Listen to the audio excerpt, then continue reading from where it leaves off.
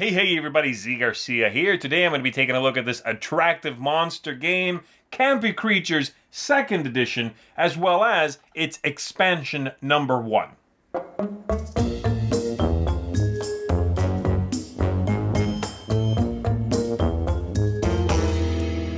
In this game, the players are going to be controlling a group of monsters, and they're going to be sending those monsters out to claim them mortals. Mortals, that's what you need.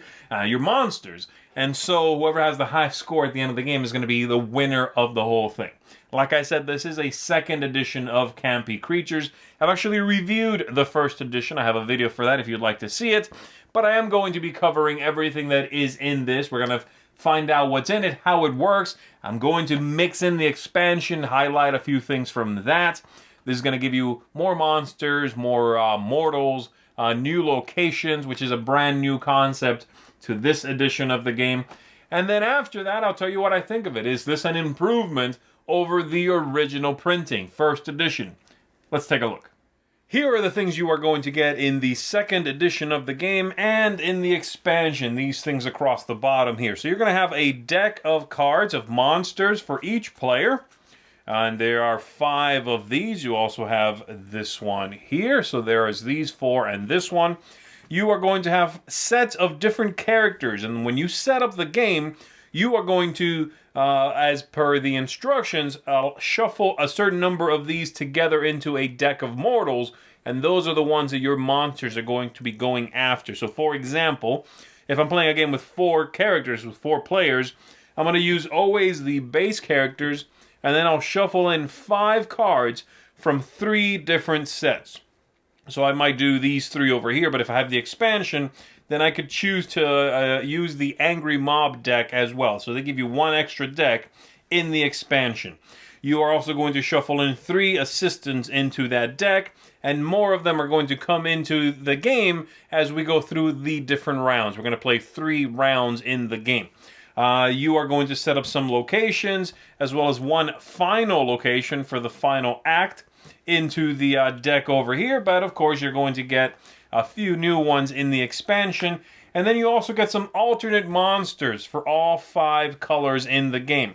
These are going to be the standard ones. You have each number in their ones, skipping the 1, a 0, and then a 2 through 8. And then you also get 1 in the base game. In this 2nd edition, you do have 1 alternate number 2 that you can choose to play with instead of the standard Invisible Man value 2 monster. But you are going to get other alternates. And the way this works is, if I want to use the monster, for example, then I am going to pull out the original 6 valued character, the vampire. This would be out. I would put the monster in. And again, this is available to all the players in all the different colors. So you can make the deck the same for all the players and say, okay, this game we're going to play with the rogue robot and the man-eating plant instead of the standard 4 and 5 in the original deck. So let me go ahead and set the game up, show you how a regular round would flow, so you have an idea and an understanding of how this all comes together. So here we've got the game set up for 4 players. Each of them have their own deck of monsters. I've shuffled in 1 of the expansion creatures, and we've got the Mortals deck shuffled up and ready to go. The Clash-O-Meter here comes into play when players tie, so I'll explain that in one little bit. And then over here we've got the locations. There's going to be 1 location that starts active, and it's going to go to someone at the end of the round. This happens to be 1 of the expansion locations that says whoever wins this is going to get a random creature added to their deck at the for the next round that is not in play. So they might get the tarantula, for example, and no one else is going to have it. And then after that, a few more assistants are going to get shuffled in, and the next location will be revealed for the next round. But for now, we're going to go ahead and get started. So you reveal a number of mortals equal to the number of players in the game, and then everyone is going to select from their hand 1 creature that they would like to play. So this player over here is going to play the monster, which is from the expansion. This player will play the swamp creature, the mummy over here, and this player is playing the kaiju, the big one. And then we check first for any of the monsters that have the 1 dot at the bottom of the card. Right below their power here, there is a little symbol in the bottom corner there that has either one little red dot or two little red dots. And the one dot ones happen before any of the mortals are taken. We go through them from the highest number to the lowest number. Right now, the only one that has one of those is the mummy. And the mummy's power says, capture immediately if a kaiju is in play. Indeed, a kaiju was played, so this player is going to take right now out of order, whereas normally the number 8 strength, the kaiju, would take first. And they can take the archaeologist, that's worth 2 points. They could take one of these, which are bad, of course, so they're not going to take those. Or they could take this one, the 3 teenagers. At the end of the round, whoever has the most teenagers is going to get 7 points. Second most is going to get 4. So they're going to go for that. They're going to take the 3 teenagers. That is theirs. They put that in front of them. And now that the 1 dot powers are done, we go through all of the monsters normally. So the kaiju is the number 8. They're going to take the archaeologist. Then the monster over here has a strength of 6, and it has a power that says, power up the next creature you play with +2.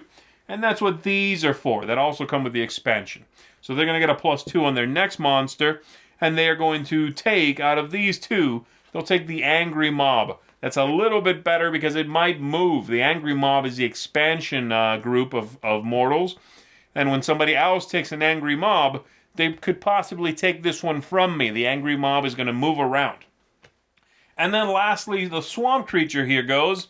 And the swamp creature also has a power that says, give the mortal you capture to another player. Great. So they're going to take this diver, but they're going to give it to the player who took the 3 teenagers there.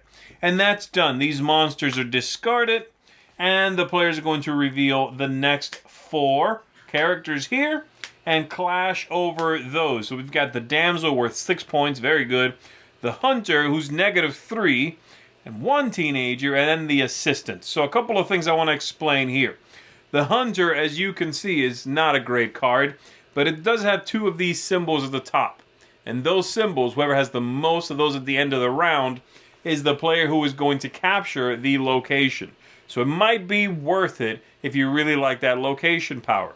And then the assistant, you are going to keep from round to round. Everything else gets shuffled up after you score it, put back in the deck, but the assistant is kept, and you are going to score based on how many you have. This is why we add new assistants, because they will not make it back into the deck. And so the players again play a creature and simultaneously reveal them all, like so. So I'll just do that. And this is what we've got this round. So this player, don't forget, has a +2 to that werewolf they played, so it's actually a strength 7. First, we check for the 1 dot powers, and the only one that has it is the blob over here. The blob is a strength 0 character, but it says, discard a creature in hand to absorb its strength.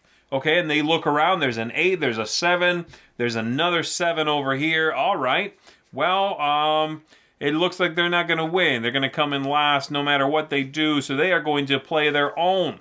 Let's see. Yeah, they're going to discard that one, the Invisible Man. They don't get the power, they just get a strength 2.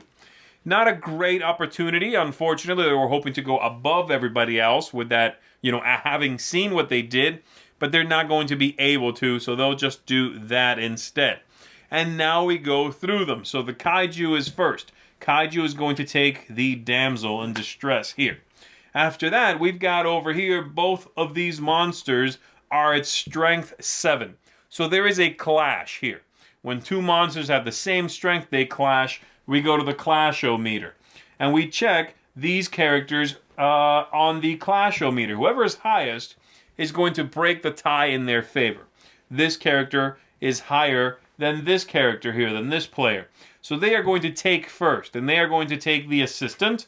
And then the clash-o-meter will adjust so that whoever won is at the bottom of that clash-o-meter, meaning they'll lose ties from now on. This one also says, the werewolf, force the player to your right to discard a creature. So this player is going to have to discard. The archaeologist is the only one they have. That's discarded. Do a little messing around with them. Then the beast is going to go, and the beast is going to take the one teenager. And lastly, this player would go, they'll get the hunter, which is -3, but they do have those two symbols.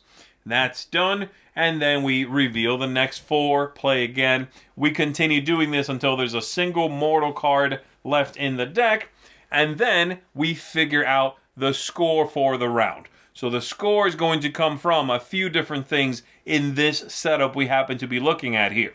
The teenagers, whoever has the most of those, if anybody kept their beast card in their hand, the power on this one says you score 3 victory points if you never played it, if you're still holding it. They are going to score their assistance, and then they'll deal with the mob as well. So the mob, when there's a new mob card that comes up, so for example, let me find one here.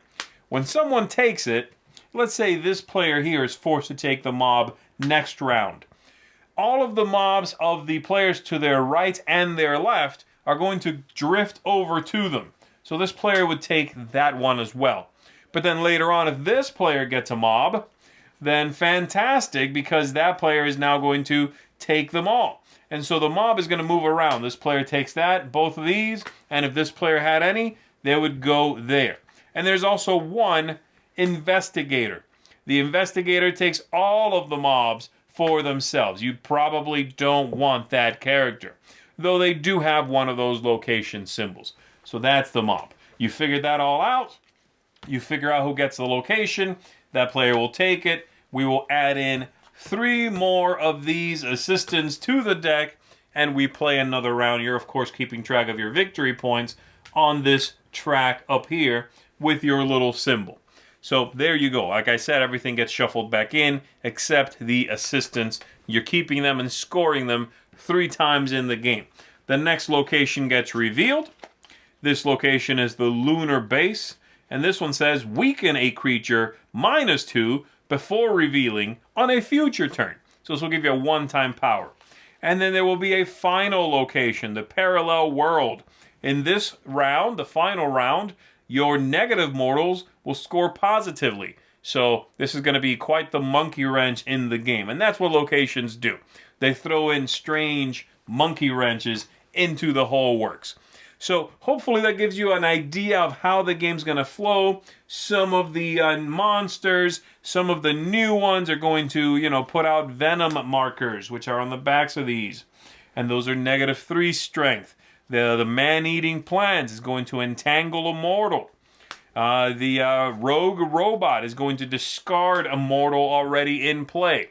Things like that. And you can customize it however you so choose. So let's go back up top. Let me tell you what I think about the new 2nd edition of the game and that expansion. Alright, so that is Campy Creatures and Expansion 1 right here, a little box. I like this game. I think it's a very charming game. It's attractive. It's well made. Yes, it's a fairly simple game, mechanically I should say. I like the theme a lot. It's very, like I said, captivating. But mechanically, it's still a simple game, but 2nd edition here does definitely juice up the original printing of the game. Locations are a brand new thing. The mortals being divided up into sets and you making a deck of those mortals depending on the number of players, that's a brand new thing. The idea of assistance, that's a brand new thing. So there is a lot here that's new to dig into, and dig into it we shall a little bit. Let's kick it off with thematic ties. Still a fantastic theme. I find it to be engaging, silly. It's campy. Yes, it's right in the title. But it's also handled with a lot of care, and you can tell a lot of love went into picking what the monsters are, what they do, that sort of thing. I like it a lot. The mortals are tongue-in-cheek, but they work well. The whole thing has a real 1950s vibe to it, and that comes across in the theme and what you are doing. I like it. The locations also kick up the theme a lot, fighting over these places that your monsters can attack and haunt, The aesthetics are still incredible. The original game, that was probably the highlight for me in the original game. Oh my goodness, this is a good looking game. That's all retained. You now get location artwork as well. You're going to get more artwork in the expansion. New monsters that look fantastic. This is Still an incredible production. And second edition here is going to give you all the nice linen finish cards, like the first one. But then the Clash-O-Meter tokens, those are wooden. And they were cardboard punch-outs in the original one. The score tokens, wooden tokens. You get the tokens in the expansion here that have a +2 on one side and then Venom on the other side. Those are great. The whole thing is a beauty to behold. It really is. Replayability. I keep talking about locations, but it's a big part of it now, and locations do add a lot, as does the expansion. I like the new monsters. I like the new characters. That's really interesting. The angry mob is cool. There's a lot here to enjoy. So I think replayability is going to go up. Having an extra set of mortals especially really helps the replayability. And over the overall package, it really helps. I think for anybody who is interested in the game, I don't normally recommend this, but if you are interested in getting Campy creatures because it looks good to you, I would get the expansion at the same time, actually, because I don't think it adds a lot of complexity, but setup choices and monsters and all of that stuff gets a nice injection, a nice boost from this, so I would do that. Game length. 3 rounds is perfect. The original one was 3 rounds. This is still 3 rounds. I like that a lot. And now you have those assistants that are going to stick around from round to round in the game. And hopefully, if you target them and are able to pull it off, get you a whole lot of points. I'll talk about that in one sec. The ease of play. The rulebook is clear. The turns are well laid out. Everything flows smoothly. There's a little more now at the end of every round because it's not just scoring up what's in front of you. And if you held on to that monster that gives you 3 points, you now have to figure out the location. Take that. You have to do a little bit more. You have to be mindful and careful because some locations have powers that stay on. Some of them do one thing as soon as you win it. Some of them you stick around and trigger their power one time, then get rid of it. That could lead to a little bit of confusion, but I haven't really had any trouble with it. So you just have to be careful with what it says, and figure it out. Lastly, tactics, strategy, luck, all of those things. The game's a simultaneous selection card game. There's going to be some luck. That's helped a little bit by the fact that monsters are going to stay face up on the table. You know what everybody's already discarded, so that helps inform you later in the round. But the tactics are going to get a boost from the assistants, the fact that they are a long-term strategy now over those 3 rounds. If you get them, if you get 1 or 2, you really should get more. You need to target them at that point so that they will continue paying off. And the locations give you an interesting question to answer, which is, do I target characters that are going to give me those location icons so that I can win that? How important is that location to me? Am I willing to take that character that's negative points because it has 2 location icons and I'm likely to win that? And if I get that, I can really come back next round, that sort of thing. So I like it. I think it was a great addition having locations, not only thematically, but mechanically, strategically, all of those. It's a very nicely done concept. So my original review, or my current rating, let's say, for Campy Creatures First Edition is a 6.5 out of 10. I like it, but mechanically it got a bit samey after a while, and I dropped it a little bit, I think, from what it originally was. This one, as of right now, I'm very content with. I think they did a good job, and I'm going to rate it slightly higher than that.